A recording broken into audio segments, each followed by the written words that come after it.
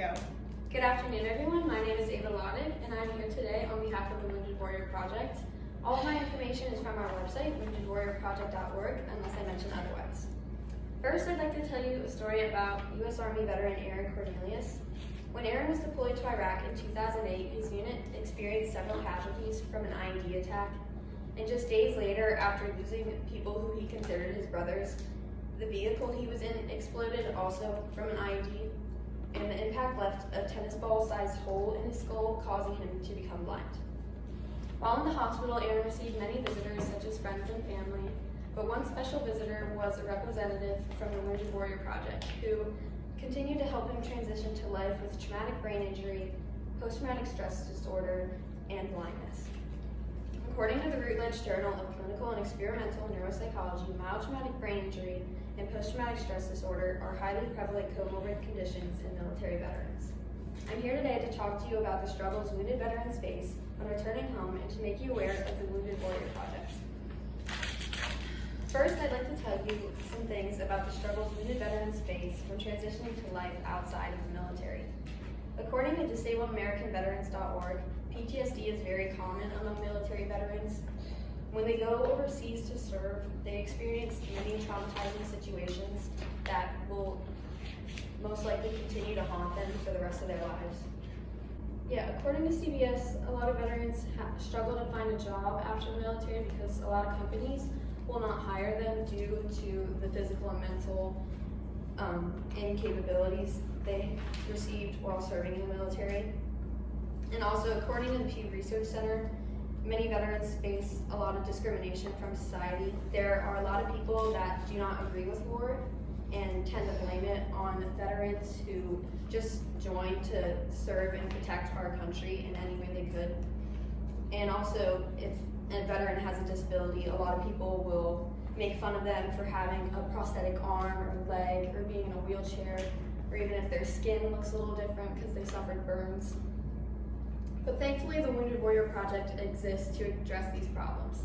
Here we offer both mental and physical health support groups to make sure our veterans have the opportunity to receive any help that they need. We also help our warriors navigate VA benefits.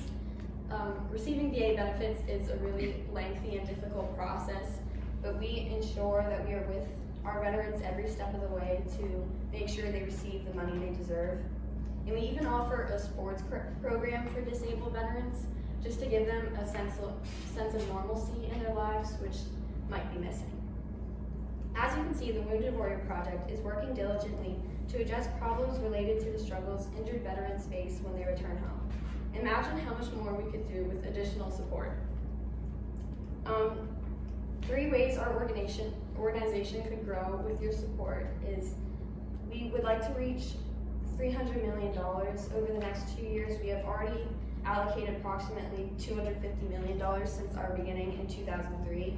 Second, we would also like to serve 250,000 veterans, which is just 50,000 more than we have right now over the next 5 years. And finally, we'd like to increase our partnerships by 20% over the next 3 years, just to give our veterans more opportunities to receive the help that they may need. There are many ways that you can help us reach these goals to serve the brave men and women that have served us.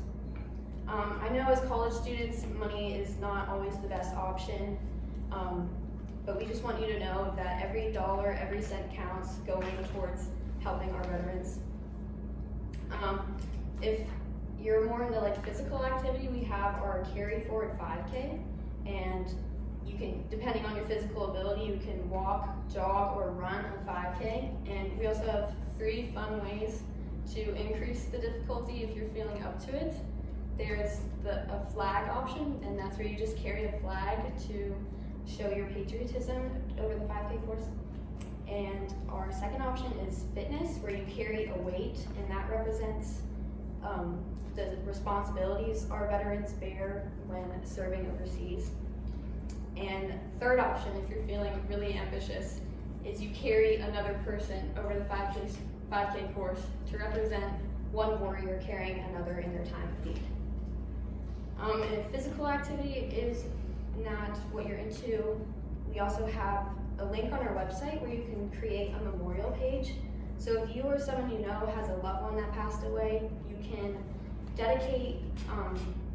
create a memorial page for them and dedicate it to the Wounded Warrior Project, and that will just help bring awareness to our organization.